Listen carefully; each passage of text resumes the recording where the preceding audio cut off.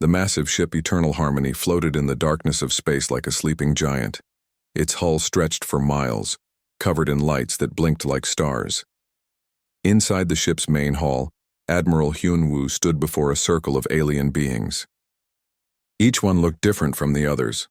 Some had blue skin, others had scales, and a few had tentacles where arms should be.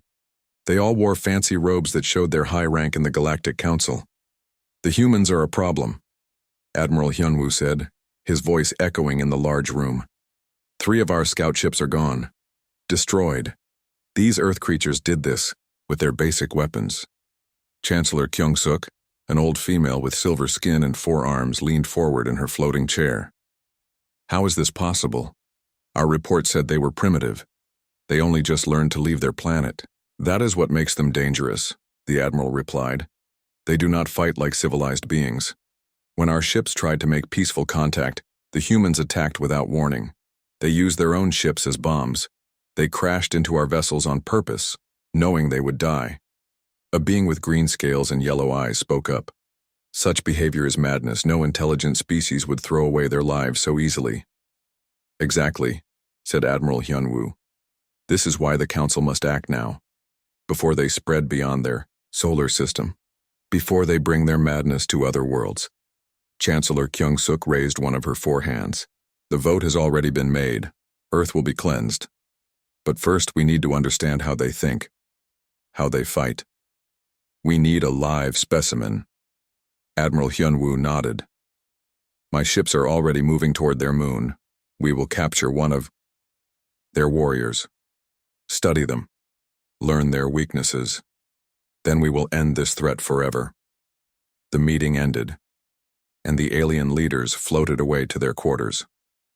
Admiral Hyun-woo remained behind, staring at the star charts on the wall. Earth was just a small dot among billions of stars. Such a tiny world to cause so much trouble. 2 days later, near Earth's moon, 3 council ships waited in the shadows of space rocks. They had been watching human patrol routes for weeks. The humans flew in small groups, never more than 6 ships at a time. Their vessels looked crude compared to Council technology, metal boxes with simple engines and basic weapons. "Contact approaching," reported Lieutenant Dong-hyun from his station. 1 human patrol vessel, 5 crew members detected. Captain Min-ho stood behind the weapons console. "Perfect. We take them quickly before they can send a warning." The Council ships moved like hunting animals. Their advanced engines made no sound as they surrounded the human patrol. Energy beams shot out, disabling the human ship's engines and weapons. The small vessel tumbled helplessly in space. "Boarding teams ready," Captain Min-ho announced. "Remember, we need at least 1 alive." The Council soldiers wore heavy armor that could stop most weapons. They carried energy rifles that could cut through metal. When they broke into the human ship, they expected to find scared, primitive beings begging for mercy. Instead, they found a war zone. The humans fought like wild animals. They had taken cover behind their own equipment and were shooting back with their crude metal bullets. The sound was deafening inside the small ship. Sparks flew everywhere as energy beams and bullets crossed paths. "They are not surrendering," shouted one Council soldier over the noise. Captain Min-ho watched from his command ship as his troops advanced slowly through the human vessel. The humans fought for every room, every hallway. When their weapons ran out of bullets, they used tools as clubs. When those broke, they used their bare hands. One human soldier, wounded and bleeding, pulled the pins from several grenades and threw himself at a group of Council troops. The explosion killed him instantly, but also took out 3 alien soldiers. "Madness," whispered Dr. Taemin, the ship's doctor, as he watched the battle.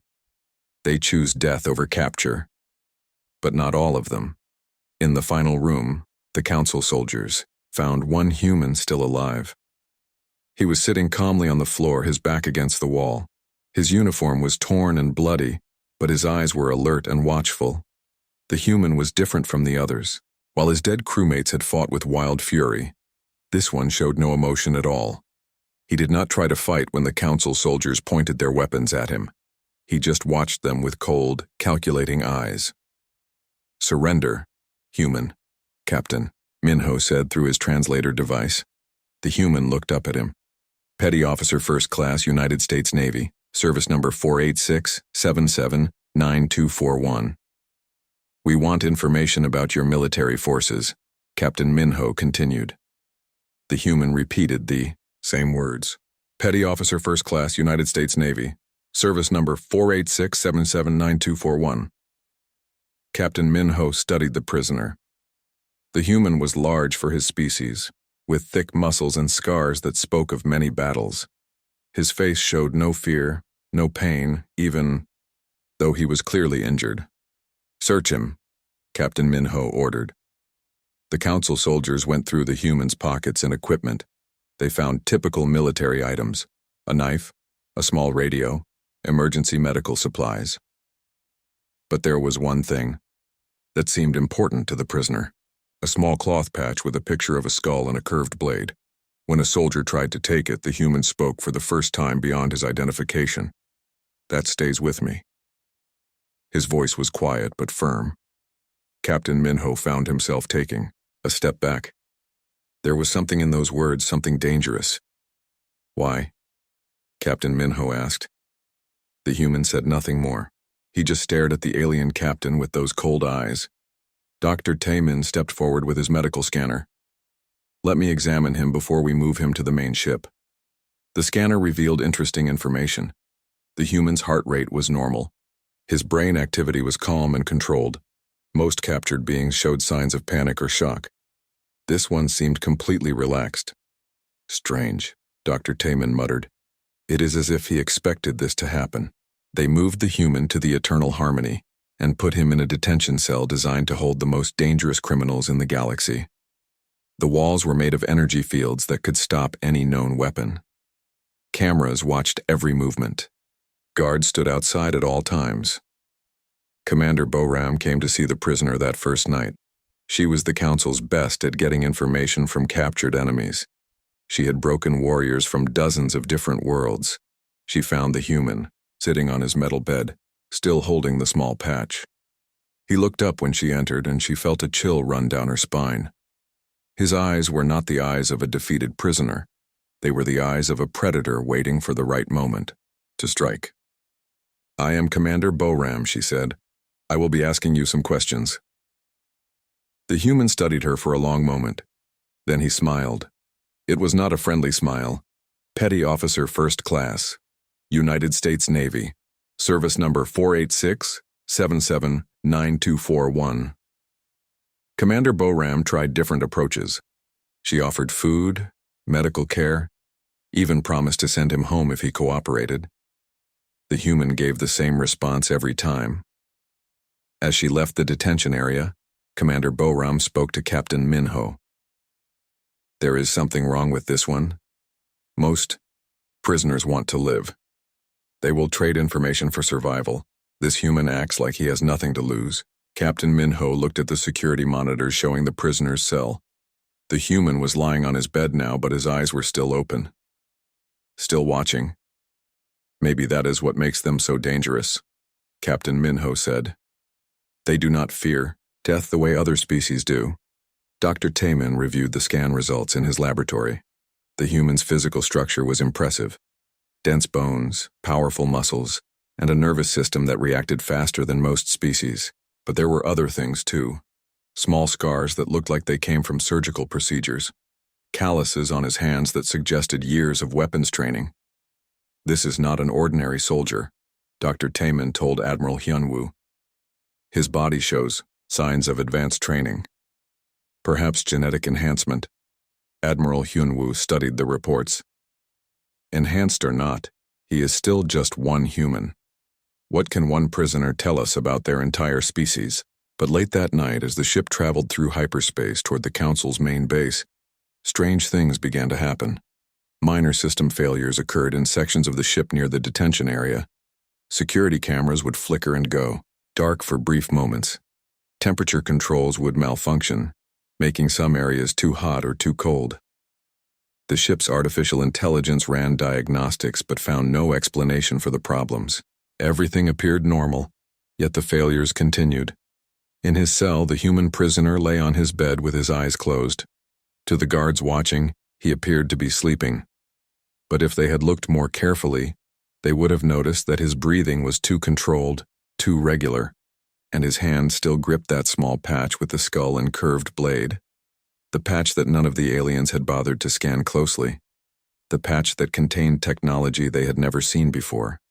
Technology that was already beginning to work, sending out signals too small and brief for their instruments to detect.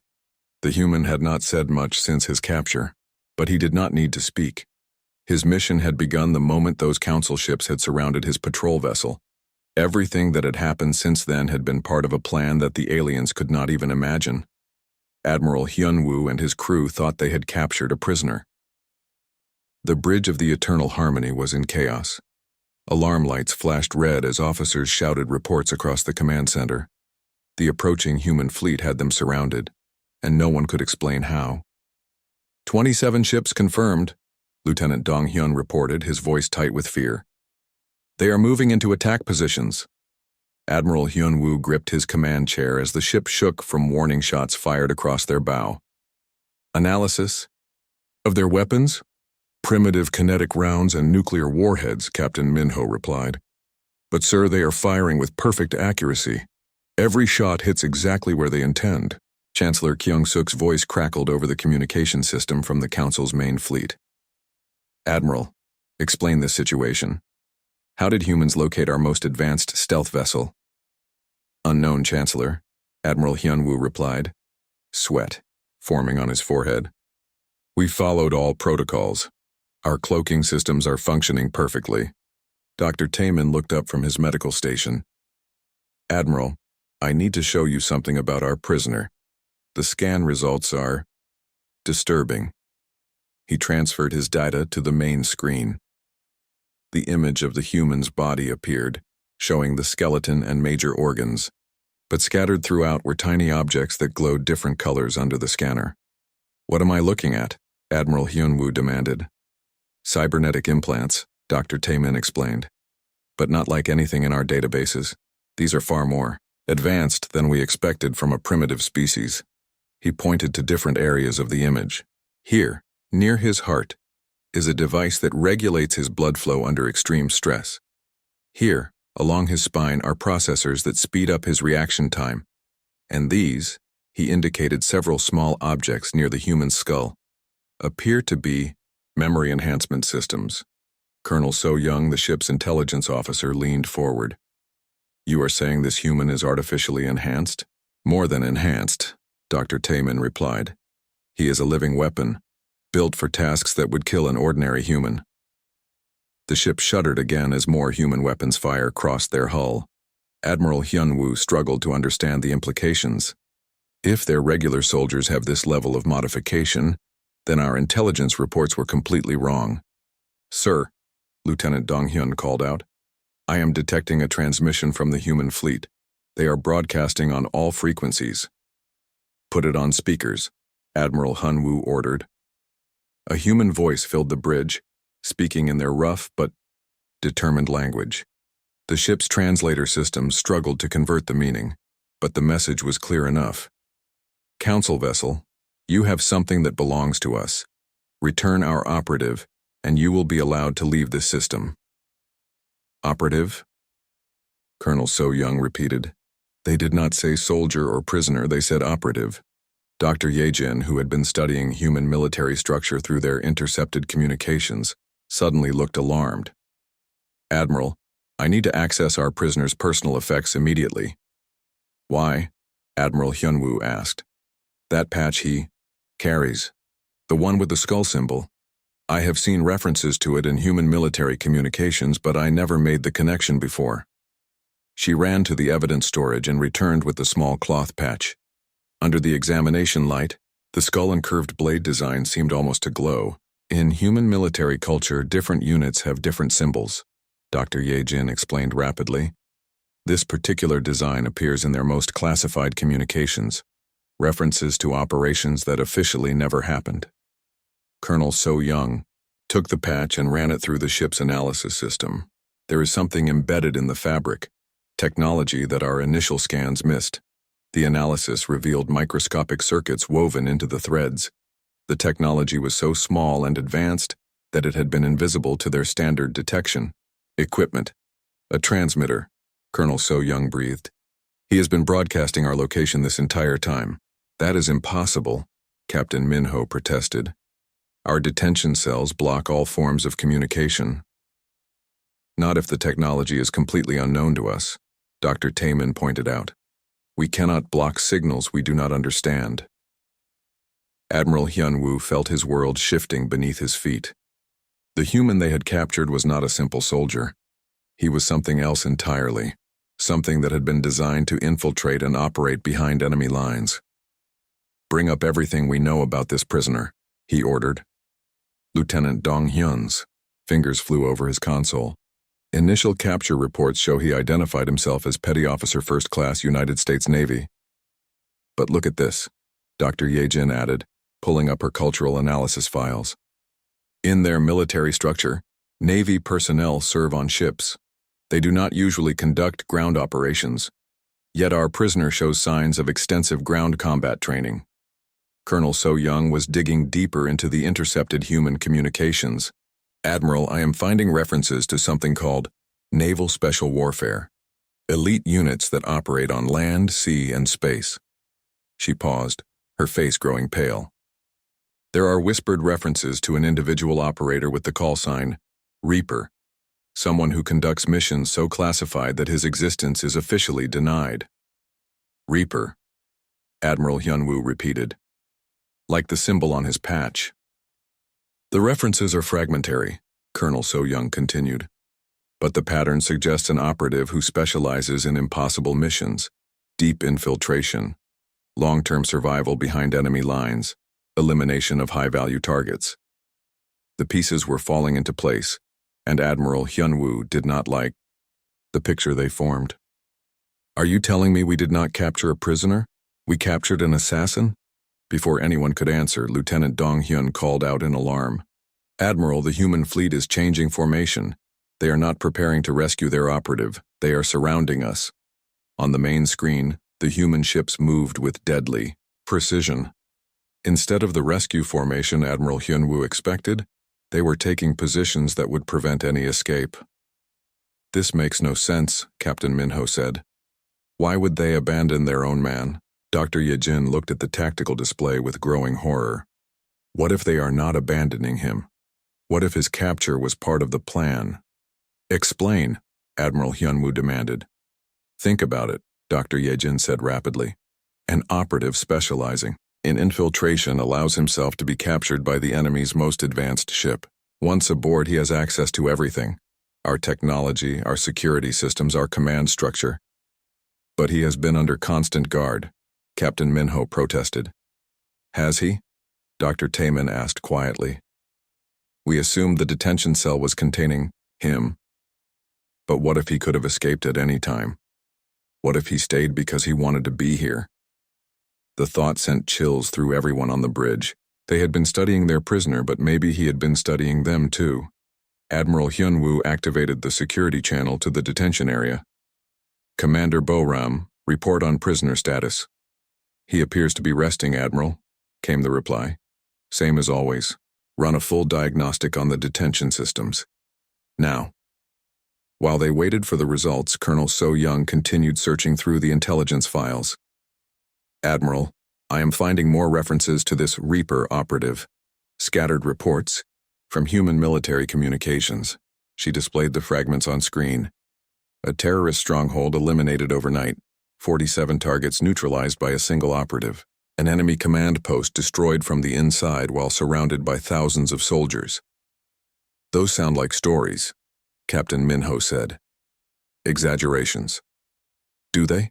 Dr. Ye-jin asked. Or are they the kind of missions an enhanced operative might actually accomplish? The diagnostic results came back from the detention area. Commander Bo-ram's voice was tight with fear as she reported, Admiral, the security systems show no problems, but something is wrong. The energy field readings are normal, but what? Admiral Hyun-woo demanded. The quantum locks on the cell door. They were engaged when I last checked, but the internal sensors show they were disengaged for approximately 30 seconds during the night shift. That is impossible, Captain Minho said. Those locks cannot be opened from inside the cell. Unless you know exactly how they work, Dr. Taemin said quietly. Unless you have been studying them for days, learning their weaknesses. Admiral Hyunwoo felt reality crashing down around him. You are saying our prisoner has been free to move around the ship? Not free, Colonel So-young corrected. Controlled. He could have escaped or started killing at any time, but he chose to return to his cell. He chose to let us think we had him trapped. The human fleet was getting closer.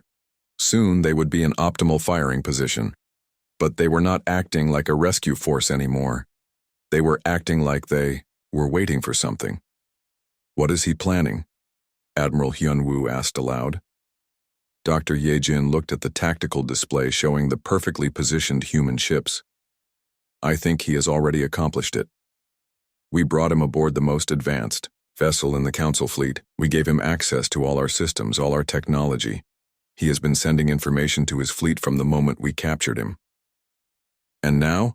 Admiral Hyunwoo asked, though he was afraid of the answer. Now they know everything about us, Colonel So-young replied. Our capabilities, our weaknesses, our plans for invading Earth. Admiral Hyunwoo realized with growing horror that they had not captured an enemy soldier. Commander Boram had broken thousands of prisoners in her long career. She knew every trick, every weakness that different species had. Fear was universal, she believed. Every living being wanted to survive, and that want made them weak. But the human was different. For 5 days now, she had tried everything she knew. She showed him pictures of Earth burning under Council weapons. She threatened to torture him with devices that could cause pain beyond imagination. She offered him food from his own world, medical treatment for his wounds, even a chance to see his family again if he would just answer a few simple questions. The human gave the same response every time. Petty Officer First Class, United States. Navy, Service Number 486-779241. This is pointless, Commander Boram told Dr. Yejin, the ship's mind doctor. They were watching the human through the security screens. He sat on his metal bed holding that strange patch, staring at nothing. Dr. Yejin had been studying the radio signals they had captured from Earth. Their culture is fascinating. They create stories about warriors who never give up, who would rather die than surrender. They call it honor. Honor is a luxury for the living, Commander Boram replied. Everyone breaks eventually. But she was starting to doubt her own words. The human showed no signs of stress. His heart rate stayed normal. He ate when food was brought to him. He exercised in his small cell every day. He acted like a guest, rather than a prisoner. Captain Minho was having problems of his own. His security teams, tough soldiers who had fought in wars across the galaxy, were acting strange around the human prisoner.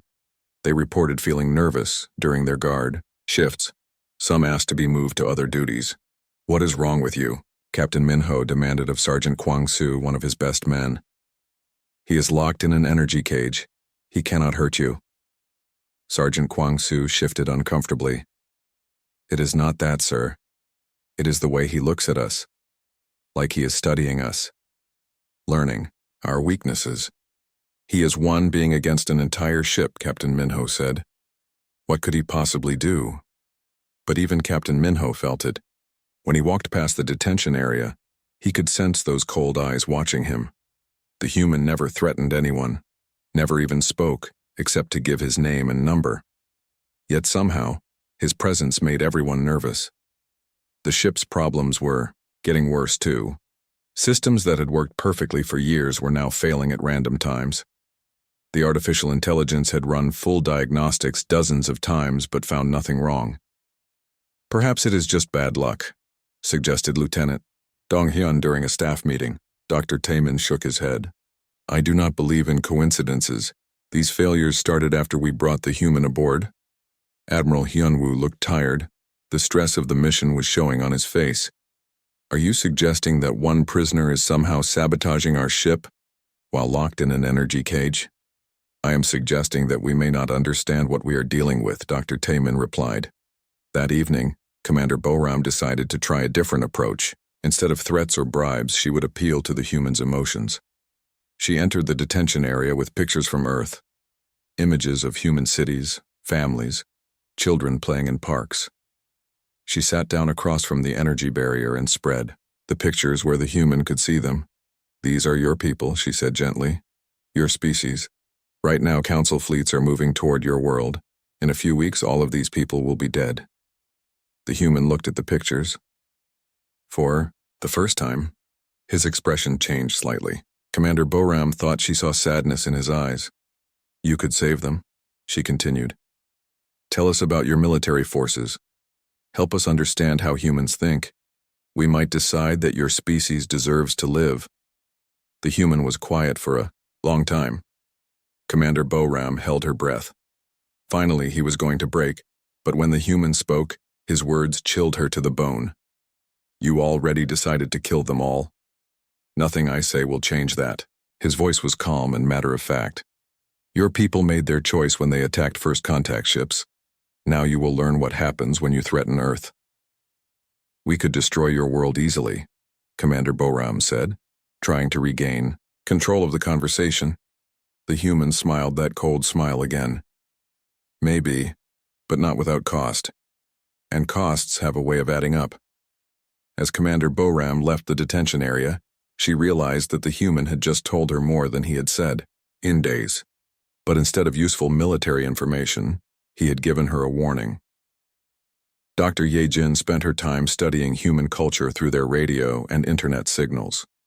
What she found disturbed her. Humans created entertainment about war constantly. Movies, books, games, all focused on conflict and violence. But it was not random violence. Their fictional warriors followed codes of honor. They protected the weak. They never gave up, even when facing impossible odds. And they always fought back when threatened. They conditioned themselves for war from childhood, Dr. Yejin reported to Admiral Hyunwoo. They teach their young that some things are worth dying for. "All species have warriors," the Admiral replied. "What makes humans special? Other species fight for territory or resources," Dr. Yejin explained. "Humans fight for ideas, for beliefs.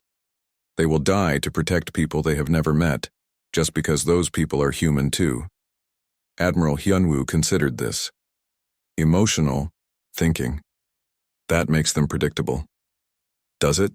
Dr. Yejin asked. "How do you defeat an enemy who does not fear death?" On the 6th day, the ship's sensors detected something that changed everything. A fleet of human ships was approaching their location. Not the small patrol vessels they had seen before, but large warships. "How did they find us?" Captain Minho demanded. Lieutenant Dong Hyun checked his instruments again. "Unknown, sir. We are using full stealth systems. Their technology should not be able to track us." Admiral Hyunwoo studied the sensor readings. 27 human vessels moving in perfect formation. Their ships looked crude, but they flew with the precision of experienced warriors. "What are your orders, sir?" Captain Minho asked. "We run," the Admiral decided. "Our mission is to study the human, not fight an entire fleet." But as the Eternal Harmony began to move, the human ships changed course to intercept. Somehow they knew exactly where the Council ship was heading. "This is impossible," Lieutenant Dong Hyun said. "They are acting like they can see us." Commander Boram rushed to the detention area. She found the human sitting calmly on his bed, just as before. But now she noticed something different. He was not looking at the walls anymore. He was looking up, toward the ceiling, as if he could see through the metal to the stars beyond. "Your fleet found us," she said. The human looked at her. "Did they?" "How?" she demanded. "How are they tracking us?" "Petty Officer First Class. United States Navy, service number 486779241. But there was something in his eyes now, a hint of satisfaction, like a chess player who had just made a winning move. Commander Boram ran from the detention area to the bridge. "Admiral, there is something wrong." The human knew they were coming. "That is impossible," Admiral Hyunwoo said. "He has been under constant watch. No communication devices, no way to signal anyone." "Then how do you explain it?" Commander Boram asked. Dr. Taemin looked up from his scanner. "I may have an answer. I have been running detailed scans on the prisoner. There are anomalies in his body that I missed before. He displayed the scan results on the main screen. The human's skeleton showed tiny metal objects embedded near major joints and organs. His nervous system had microscopic fibers that were not entirely biological. Cybernetic implants, Dr. Tayman explained. Very advanced ones. Some are medical, designed to keep him alive if injured, but others... He paused, studying the data. I do not know what others do. Captain Minho felt a cold feeling in his stomach. Are you saying he is some kind of machine? Not a machine, Dr. Tayman replied. Enhanced, modified. This is not an ordinary human soldier. Admiral Hyun-woo watched the approaching human fleet on his screens. The ships were still crude by council standards, but they moved with deadly purpose. And somehow, they had found his supposedly invisible ship in the vastness of space. What kind of being are we dealing with? He asked quietly. Commander Boram thought about the human's cold eyes, his complete lack of fear, the way he had warned her about costs adding up. I think, she said slowly, we may have captured something much more dangerous than we realized. Human fleet was getting closer. Soon they would be in weapons range. Admiral Hyun-woo had to make a choice, fight or run. But either way, he was beginning to understand that this mission had gone very, very wrong.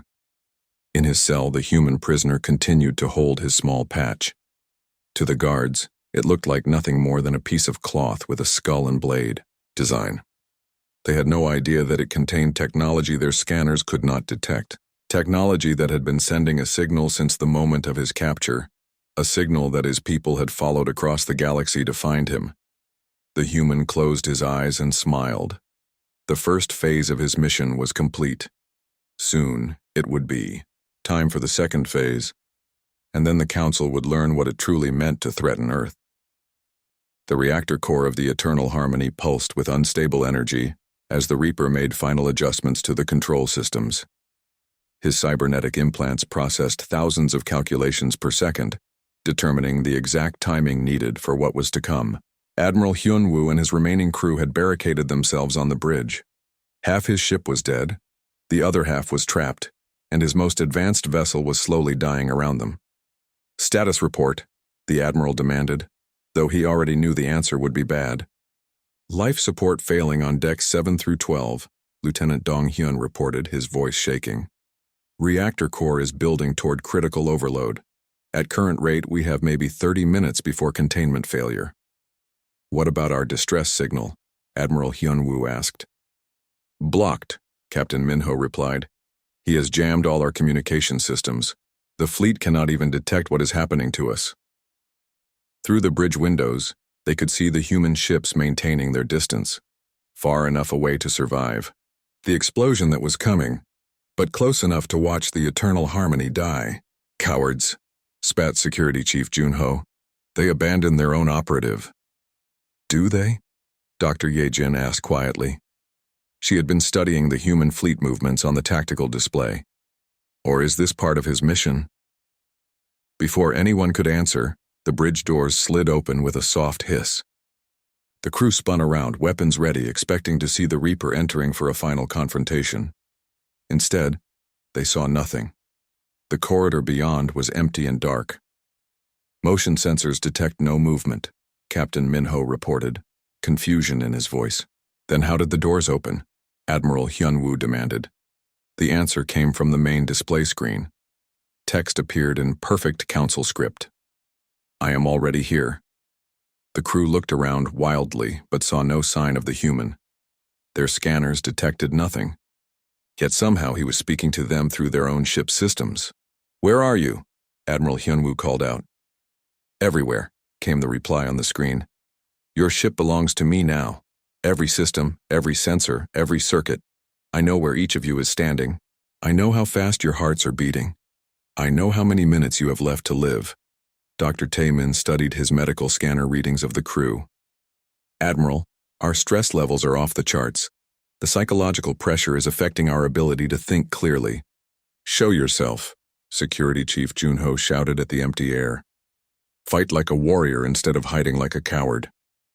New text appeared. I am not hiding. You simply cannot see me. As if to prove his point, the lights in the bridge began flickering in a pattern. Off, on, like a code. The crew realized that the Reaper was not just controlling their ship's systems. He was playing with them. What do you want? Admiral Hyunwoo asked finally. I want you to understand, appeared on the screen. Your people decided that humanity was a threat to be eliminated. You voted to destroy our world. You sent fleets to burn our cities and kill our children. The words struck like physical blows. The Council had indeed voted for Earth's destruction, but they had expected it to be a simple military operation against a primitive species. Your species attacked our ships first, Admiral Hyunwoo protested. Your ships came to judge us. The reply appeared instantly. To decide if we deserve to live. We gave you our answer. Colonel So Young leaned forward. What is your mission? Here. Why sacrifice yourself to destroy one ship? The screen was quiet for a moment. Then new words appeared. I am not sacrificing myself. I am delivering a message. What message? Admiral Hyunwoo demanded. The answer came not as text, but as the Reaper himself finally appeared. He stepped out of the shadows near the back of the bridge, and every crew member realized with horror that he had been standing there the entire time. Somehow their scanners had not detected him. The human looked exactly as he had in his cell. But now there was no pretense of being a prisoner. His eyes held the cold calculation of a predator who had already won. The message, the Reaper said in his quiet voice, is that you underestimated us. Master Sergeant Jinwoo and his elite guards raised their weapons, but the Reaper held up one hand. Before you try to kill me, he said calmly, you should know that this ship's destruction is no longer under my control. The reactor cascade has passed the point of manual override. Whether I live or die, the eternal harmony will be destroyed in approximately 23 minutes. You are bluffing, Master Sergeant Jinwoo snarled. Am I? The Reaper smiled that cold smile. Check your instruments. Dr. Taemin ran a diagnostic on the reactor systems. His face went pale. He is correct. The cascade cannot be stopped now. The ship will be destroyed regardless of what we do. Then we all die together, Security Chief Junho said, raising his weapon.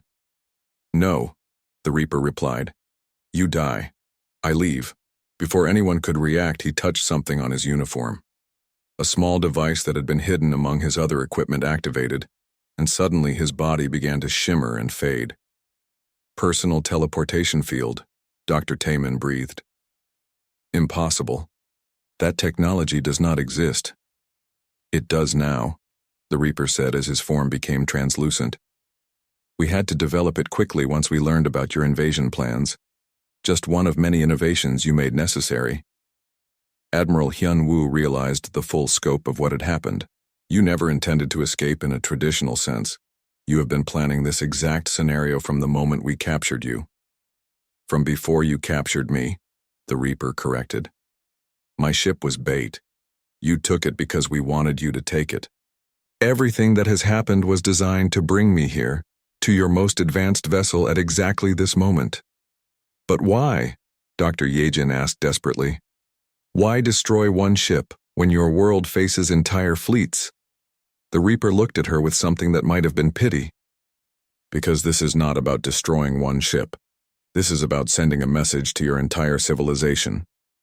He gestured toward the main screen, which now showed data streaming outward from the ship. For the past week, I have been downloading everything from your computer systems. Military plans, fleet positions, technology specifications, political structures. All of it is being transmitted to Earth as we speak. Colonel So Young stared at the data flow in horror.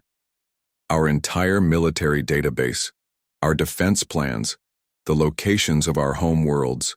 Yes, the Reaper confirmed. By the time this ship is destroyed, humanity will know everything about you. Your strengths, your weaknesses, your fears.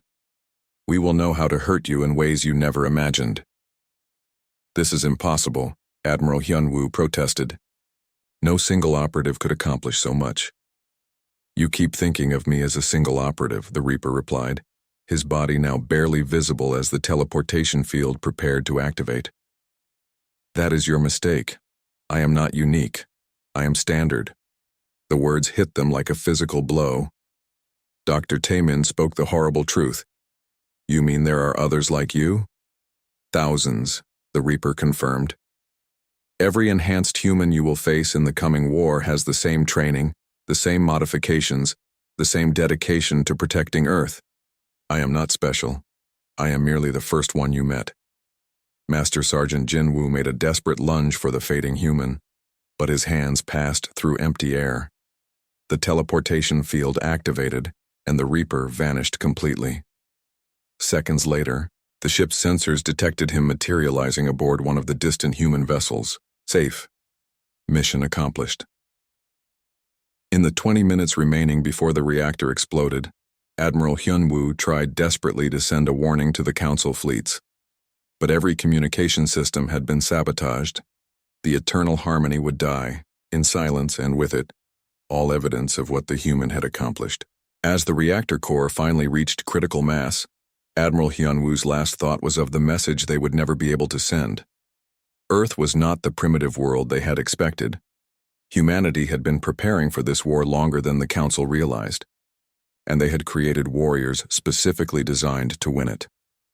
The explosion lit up the darkness of space as the eternal harmony was consumed by its own power. The human fleet watched from a safe distance, recording every detail for analysis. 3 days later, Earth's first transmission reached the Galactic Council's main fleet. It was broadcast on all frequencies, impossible to ignore or block. The message was simple and delivered in the same quiet voice they had heard from their prisoner. "This is Earth. We received your declaration of war. We know you are coming. We know where you will strike. We know how many ships you have and where they are positioned. We have studied your technology and found it wanting. We have analyzed your tactics and found them predictable. You wanted to judge whether humanity deserved to survive. Now we will judge you." The transmission ended with a single image: the skull and curved blade symbol that had been carved throughout the eternal harmony before its destruction. Chancellor Kyung-suk stared at the message in her private chambers, finally understanding the magnitude of their error. They had not captured a prisoner. They had voluntarily brought their worst enemy aboard their most important ship and given him access to everything they had. The war they had started would not be the quick extermination of a primitive species they had planned.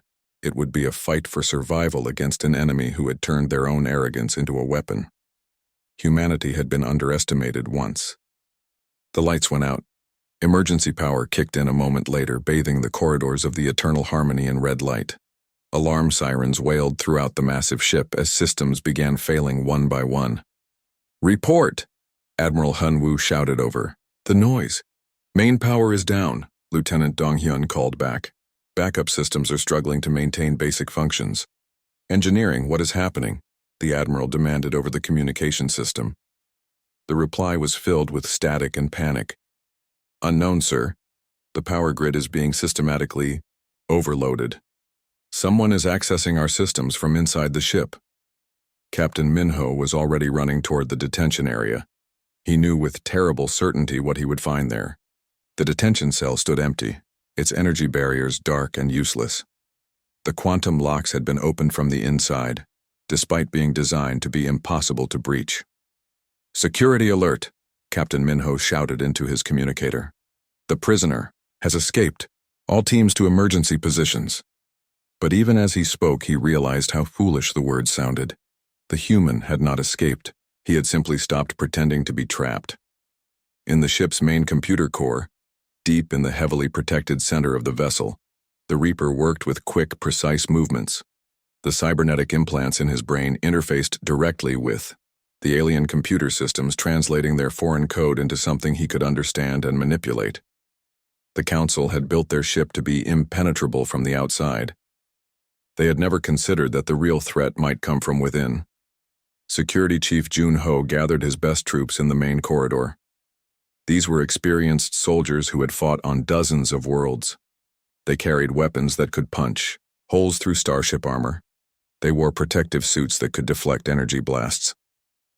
The human is somewhere in the ship, Junho told his men.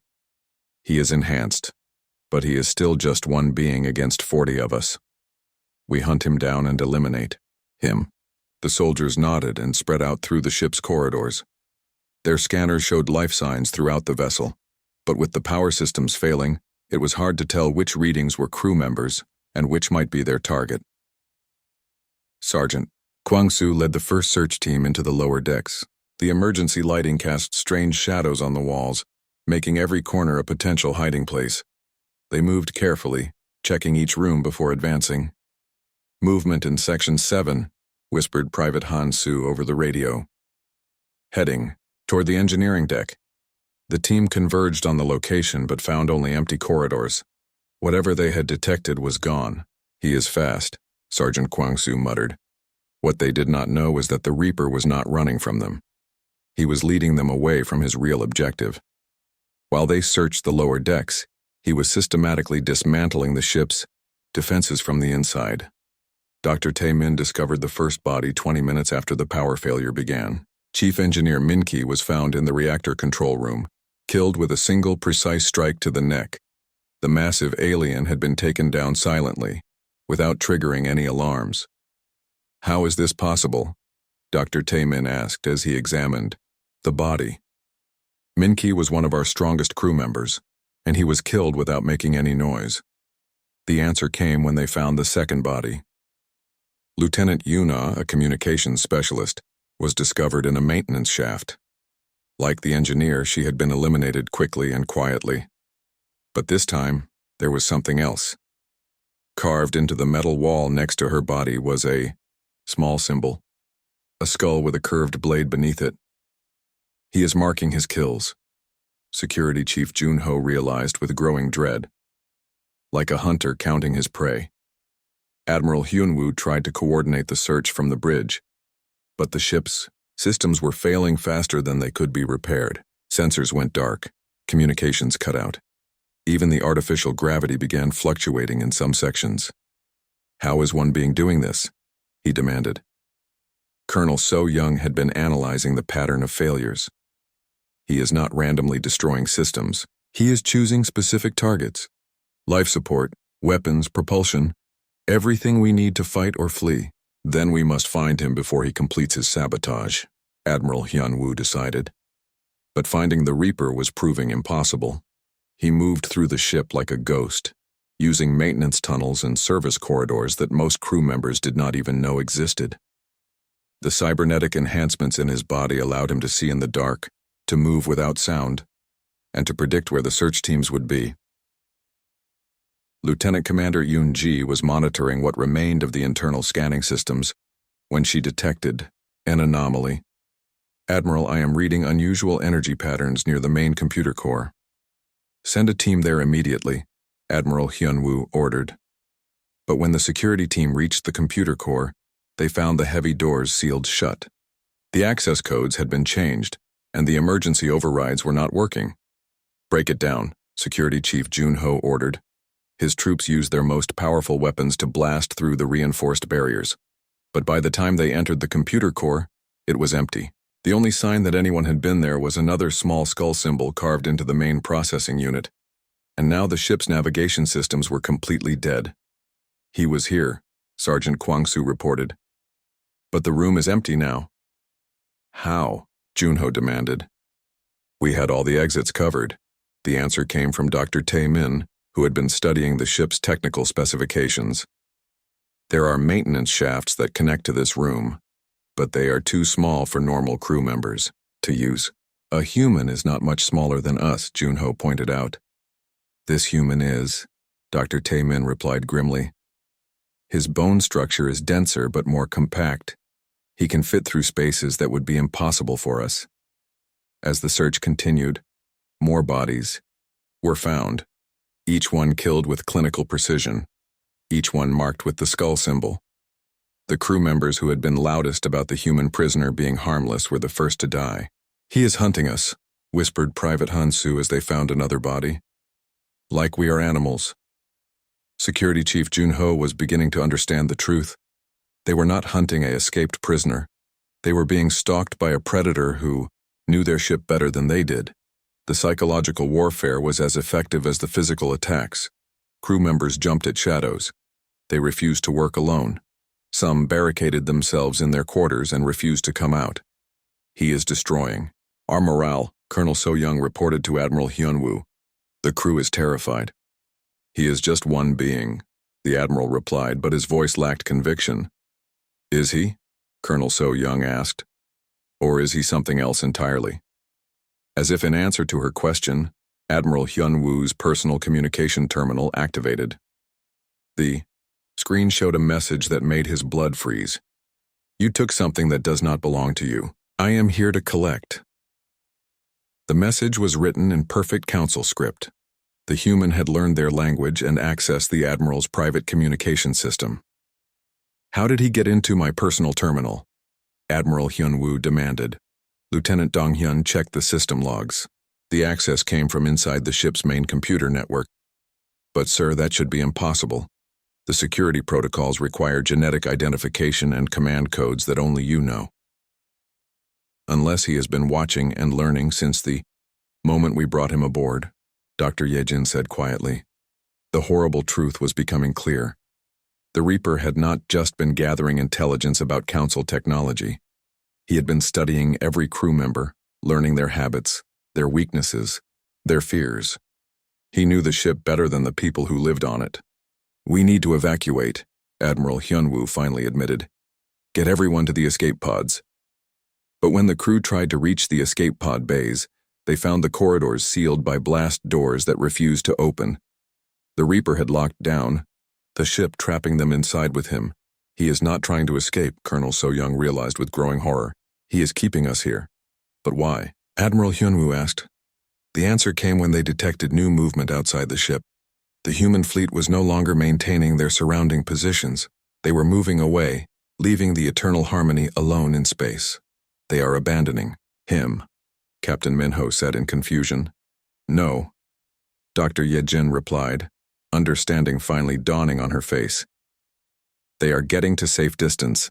He is not trying to escape or rescue himself. He is turning our ship into a weapon. Admiral Hyun-woo looked at the readings from the ship's reactor systems. The power fluctuations were not random. They were building toward something catastrophic. He is going to overload the reactor, the Admiral whispered. He is going to destroy the ship with all of us on it. In the depths of the ship, the Reaper continued his work. The cybernetic implants in his brain calculated the exact sequence needed to cause a controlled reactor failure. Not an explosion that would destroy everything instantly, but a slow meltdown that would give the human fleet time to escape while taking the Council's most advanced ship out of the war. His mission parameters were clear. Gather intelligence, transmit it to the fleet, and then deny the enemy the use of their most powerful vessel. The cost of the mission had been understood from the beginning. Some prices were worth paying to protect Earth. The hunt was almost over.